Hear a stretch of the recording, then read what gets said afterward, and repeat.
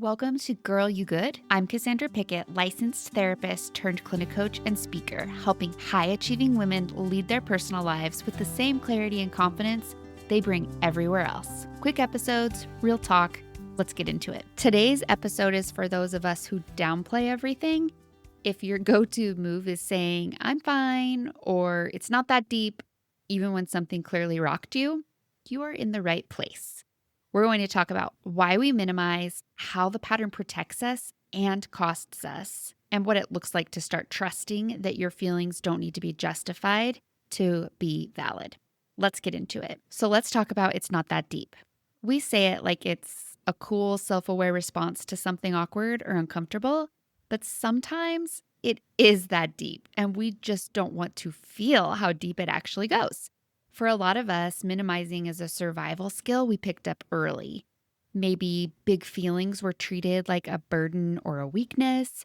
Maybe you were praised for being easygoing or low maintenance. Or maybe someone in your life had such big emotional needs that you learned to downplay yours just to keep the peace. Whatever the reason, you learned it was safer to be chill than to be too much. So you dismiss, you laugh it off, you swallow the lump in your throat and change the subject, you move on. Not that you don't feel things, it's that you've trained yourself not to show it. Sometimes not even to yourself. I'll go first because I am so guilty of this. I have this pattern where the bigger the crisis, the calmer I get.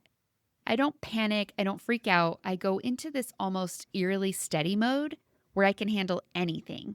And it's honestly feels kind of impressive until it's not. I've had moments where I've said, oh yeah, everything's fine. My mom's in the ICU. What are you making for dinner? And I meant it, not because it wasn't serious, but because staying calm makes it easier for me to function. It comforts me. But here's the kicker. I will spin out over stuff that feels objectively minor. Like I only sweat the small stuff.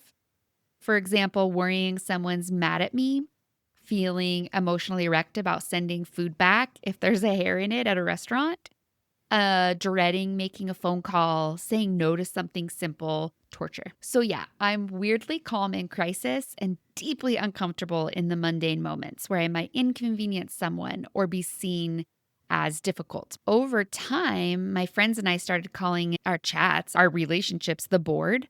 So I check in with the board, aka the besties, and we've also dubbed our chats the situation room because that's where we check in on each other's big feelings, small meltdowns, and the stuff we try to casually brush past. So now when I say something like, oh yeah, everything's fine, my mom's in the ICU, what are you making for dinner? The board knows. They don't rush me for the full story right then. Instead, they give me space to process and check back in around 72 hours later. That's when we have the real talk, the unpacking, the messy feelings, the here's how that hit me conversation, because I've trained myself to minimize in a way that looks like resilience, but sometimes it's just a very sophisticated way of saying, I don't want to feel this right now, and I'm going to need some time to figure out what's going on for me. So what's the cost of constantly saying it's not that deep? You lose access to your own emotional cues. You start to feel numb when you should feel hurt. You disconnect from your body's signals and stop trusting yourself to know what matters. And over time, that disconnection builds into something heavier. You can feel unseen by others because you never gave them a chance to see you. You carry resentment for not getting the care you never asked for. You start questioning if your needs are even valid anymore. You don't just lose the feeling, you lose the clarity that your feelings offer.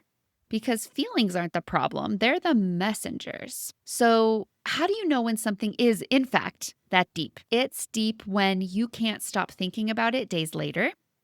You feel it in your body, in your chest, your gut, your sleep. You're telling the story, but you're skipping over your own role in it as if it didn't happen to you. So one of the clearest signs for me is that dissonance. That's a big clue for me when what I'm saying and my role in it don't match. The world might not catch you in these blips, but you can. Here's what I want us to remember. Validation isn't a luxury, it's a practice. You don't need permission from anyone else to feel what you feel. You don't need a big dramatic moment to justify your feelings. You don't need to explain why something mattered to you before it's allowed to matter. I'm going to say that one more time. You don't need to explain why something mattered to you before it's allowed to matter. You are allowed to say that stung, that stuck with me, that felt off, even if I can't explain why yet. Self-validation is just choosing not to gaslight yourself. You're allowed to take up space with your own emotional truth, even if nobody else understands it. So here's a reflection for this week. What's something you've brushed off by saying it's not that deep, but your body or your heart keeps circling back to it? What would it look like to name it, to sit with it, even briefly, and let it be real? You don't have to get loud about it. You don't have to make anyone else understand, but you do get to stop ignoring it, because if it stuck with you, it's deep enough. Thanks for being here. If this episode gave you a little same moment, share it with someone who downplays their feelings or is on your board or part of your situation room. They maybe could use a soft nudge to check in with themselves. Girl, you good? Until next time, always rooting for you.